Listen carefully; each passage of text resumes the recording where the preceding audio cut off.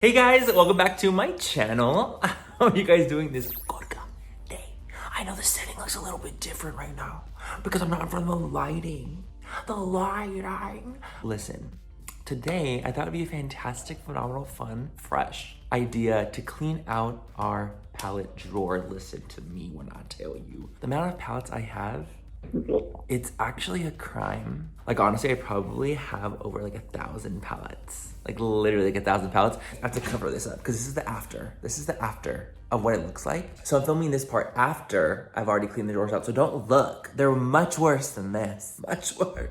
You guys are gonna be seeing me doing a full-blown palette clean out. I ended up cleaning out like hundreds and hundreds and hundreds and hundreds of palettes. Like, and I didn't even know, I didn't realize in my hoarder mind that I had that many palettes. And I don't know what it is in my head that I have to keep them. She's a hoarder. It's almost like I feel like I need to keep them, so I'm gonna need them for something later on in the future. And it's like, baby, you don't need 1,000 palettes. Who needs that, right? I filled 3 massive boxes of palettes to be donated. Of course, I'm gonna be donating all my palettes to women's shelter and to family and stuff like that. So that's what we're gonna be doing. But I'm gonna show you guys the process of what it looks like to go through these drawers. If you guys like this video, let me know and I'll definitely do more clean out stuff. This is like the first clean out video I've ever done. I'm very much inspired by Laura Lee to do this because I'm not a clean out person. She's a Virgo. That says it all. She's an organizer, she's a cleaner. I'm an Aries. I'm a dumbass puta and I don't wanna clean. I just don't. I don't want to clean. But she inspired me to do this. And that's why we're doing it. And that's why it's been done. But yeah, you guys, that's what today's video is going to be. As always, if you guys don't like this video, if